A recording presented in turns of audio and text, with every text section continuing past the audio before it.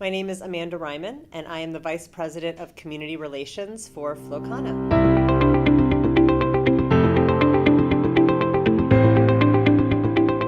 So I look at cannabis substitution as a form of harm reduction, helping people alleviate their pain while reducing the likelihood of harm that comes from that treatment. Right now, we see a lot of folks who are using opiates for pain, and very rightfully so, because they do have pain.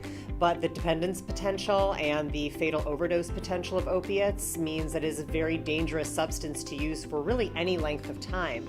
We see that cannabis is a fairly safe and non-toxic substance that has the same pain-relieving effects as many opiates. And we see that patients, when given the choice, prefer cannabis. And that has resulted in fewer opiate-related mortalities in states that have medical cannabis laws, fewer people going into treatment for opiates in states with medical cannabis laws, fewer prescriptions being written for opiates in those states.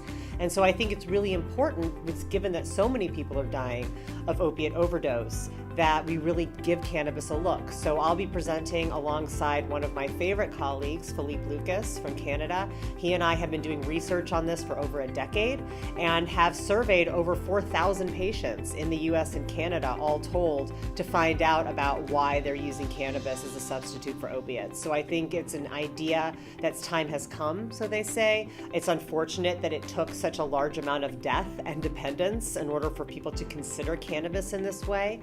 But I think we're at a time where it definitely should be on the table.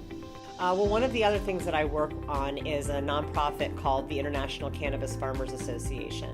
And we are an advocacy organization that works exclusively to promote sun-grown farming as a superior environmental method of cannabis. People don't grow cannabis outdoors for a few reasons. One is that a lot of localities are afraid of seeing a plant out in the sun just doing its thing, that somehow makes it less secure.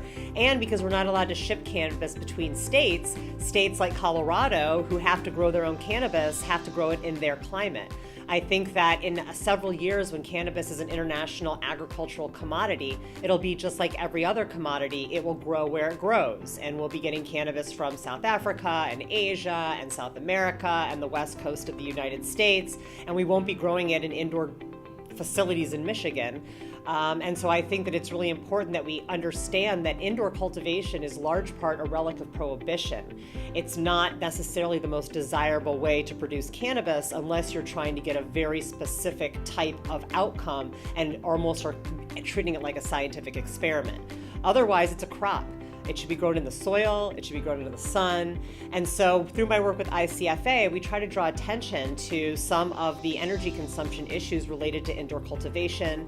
For example, if you look at the amount of energy that an indoor production facility consumes versus sun-grown after a year, you're looking at an addition of 298 homes worth of electricity for 1 acre of indoor production versus 0 for 1 acre of sun-grown production. And I understand that folks are forced indoors, and I don't blame the people for this practice. I blame the policies, but we really should be moving more towards a more sustainable model.